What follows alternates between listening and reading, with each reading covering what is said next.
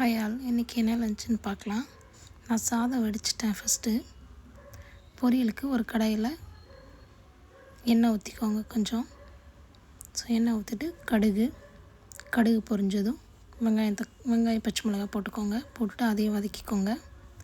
நான் பொரியல் பீட்ரூட் பொரியல் தான் வைக்கிறேன்.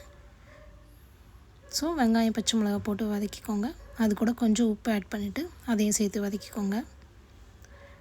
கருவேப்பிலை கொஞ்சம் போட்டுக்கோங்க பொரியலுக்கு. அதுவும் போட்டு நல்லா வதக்கிட்டு ஒரு 2 நிமிஷம் வதங்கினா போதும்.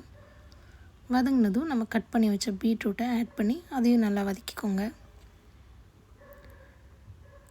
அதையும் ஒரு 2 நிமிஷம் நல்லா அந்த எண்ணெயில் மிக்ஸ் ஆகிற அளவுக்கு நல்லா வதக்கிக்கோங்க. பொதுவாக எல்லா பொரியலுக்குமே நான் வெங்காயம் பச்சை மிளகாய் போட்டு தான் பண்ணுவேன். ஃபைனலாக தேங்காய் ஆட் பண்ணுவேன். நல்லாயிருக்கும். நீங்கள் எப்படி பண்ணுவீங்கன்னு சொல்லுங்கள்.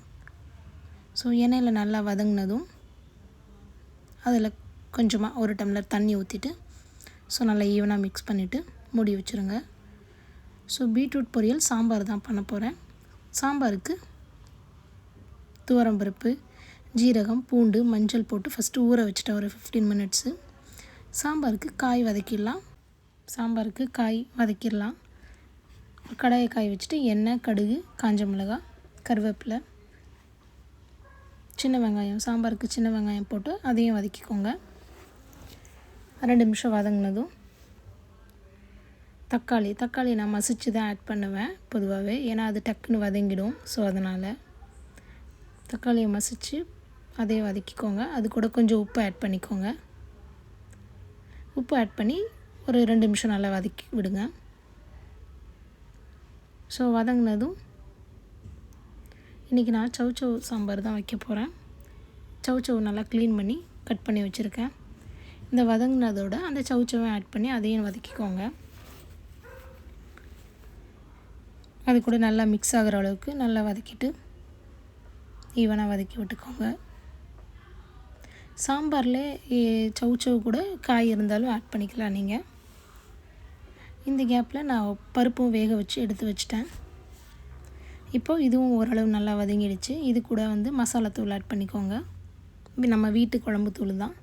அது ஒரு 2 ஸ்பூன் அதை ஆட் பண்ணிட்டு அதுவும் நல்லா காயோட மிக்ஸ் ஆகிற மாதிரி நல்லா வதக்கிக்கோங்க. நல்லா வதங்கினதும் சாம்பாருக்கு தேவையான அளவு தண்ணி ஊற்றிக்கோங்க. தண்ணி ஊற்றி உப்பும் டேஸ்ட் பார்த்துக்கோங்க. நல்லா தண்ணி ஊற்றி இது வேக விடுங்க. ஏன்னா சௌசௌ நல்லா வேகணும். நல்லா வெந்து வரட்டும். இப்போ பீட்ரூட் வெந்துருச்சான்னு பார்க்கலாம். பீட்ரூட்டு ஓரளவு நல்லா வெந்துருச்சு. நல்லா கிண்டி விட்டுட்டு செக் பண்ணி பார்த்துக்கோங்க. அதுக்கப்புறம் இது கூட ஃபைனலாக நான் தேங்காய் ஆட் பண்ணுவேன். தேங்காவை கொஞ்சம் பல்ஸ் போட்டு எடுத்து வச்சுருக்கேன். அந்த தேங்காவை இந்த பீட்ரூட்டோட ஆட் பண்ணி நல்லா ஈவனாக மிக்ஸ் பண்ணிக்கோங்க. பண்ணிங்கன்னா பீட்ரூட் பொரியல் ரெடி. இது நான் துருவியும் பண்ணுவேன். இந்த டைம் கட் பண்ணி பண்ணியிருக்கேன். பொரியல் ரெடி ஆகிடுச்சு. இப்போ காயும் எனக்கு சாம்பாருக்கு வெந்துருச்சு. அதை நான் பருப்போடு ஆட் பண்ணி அதே ஒரு 10 நிமிஷம் வேக விடணும். வெந்ததும் அது கூட புளி ஊற்றி இறக்குனிங்கன்னா சாம்பார் ரெடி. இதுக்கடையில் நான் நட்ஸ் ஜூஸ் போட்டிருந்தேன். அதுவும் காமிச்சிருக்கேன்.